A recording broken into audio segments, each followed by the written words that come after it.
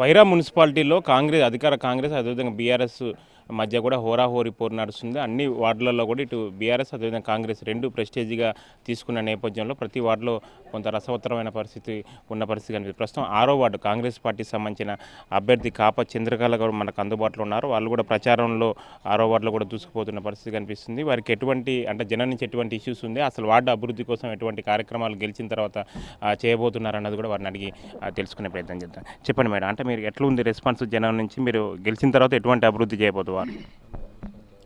జనాలు బాగా స్పందిస్తున్నారండి.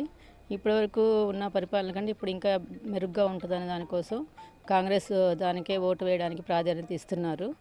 నా పేరు డాక్టర్ కాపా చంద్రకళ.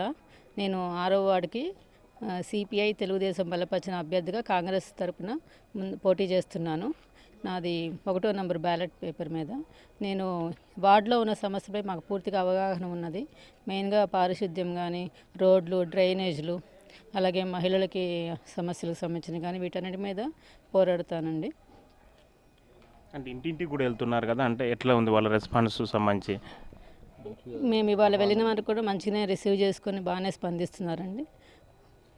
6వ వార్డు నుంచి డాక్టర్ కాపా చంద్రకళ గారు తెలుగుదేశం సిపిఐ బలపరిచిన అభ్యర్థిగా పోటీ చేస్తున్నారు. ఆమె ఈ గ్రామంలో కాదు, చుట్టుపక్కల గ్రామంలో కూడా అందరికీ తెలిసినటువంటి వ్యక్తి.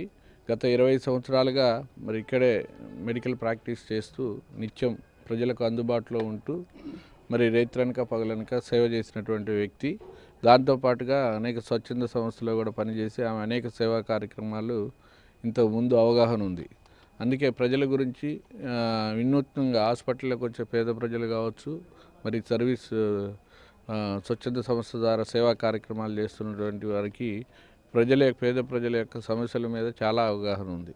ఖచ్చితంగా మరి ఇప్పుడు ఆమె గెలిస్తే కనుక మరి ఈ 6వ వార్డు అభివృద్ధి కోసం ప్రత్యేకంగా మరి ప్రభుత్వాలు ఇచ్చేటటువంటి ఇందిరమ్మ ఇల్లు ఇచ్చే పథకాలన్నిటితో పాటు ఆమె స్వతహాగా మరి ఇక్కడ ఈ 6వ వార్డులో దొంగతనాలు కావచ్చు, వేరే వేరే సమస్యలు ఏమైనా ఉంటే వాటికి ప్రత్యేకంగా మరి సీసీటీవీలు కావచ్చు, ఎవరైనా వికలాంగులు ఉంటే వాళ్ళకి ట్రై సైకిల్స్, లేకపోతే ఆర్థికంగా చదువుకునే విద్యార్థులకు ఉంటే ఆర్థిక సహాయం, ఇవన్నీ గతంలో కూడా చేస్తున్నాము.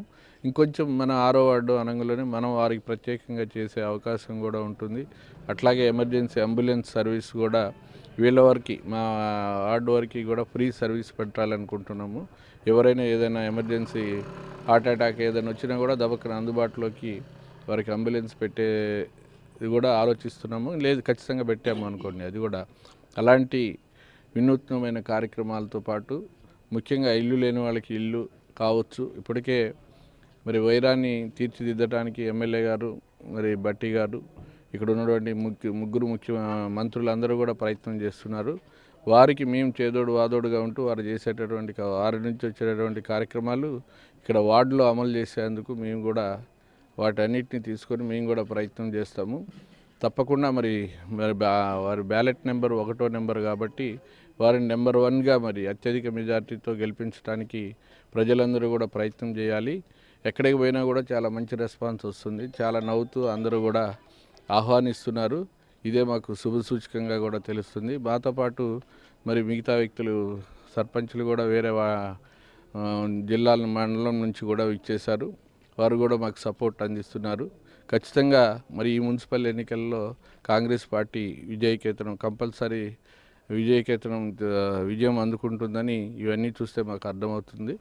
దయచేసి ప్రజలు కూడా అందరూ గమనించాలి. ఏదైతే అధికార పార్టీ కాంగ్రెస్ పార్టీతోటే అభివృద్ధి సాధ్యపడుతుందని ఈ సందర్భంగా తెలియజేస్తున్నాము.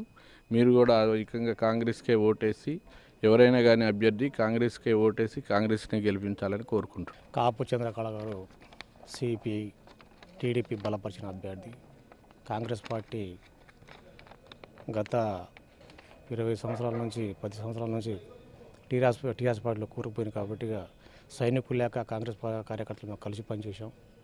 ఇప్పటికైనా కాపు చంద్రకళ గారికి కాంగ్రెస్ పార్టీ 6వ వార్డు అధిక ఓట్లతో మెజార్టీ గెలిపేయాలని వార్తపడతారు. మీరు ఎట్లుంది రెస్పాన్స్ ఎట్లుంది? పర్వాలేదండి. ఇప్పుడు ఈ కాపు చంద్రకళ గారికి మేము కారేపల్లి మండలం నుంచి సర్పంచ్లో వచ్చినాం ఎమ్మెల్యే గారి చొరవతో. కాబట్టి ప్రతి గడప పోయినా కూడా మంచి స్పందన ఉంది.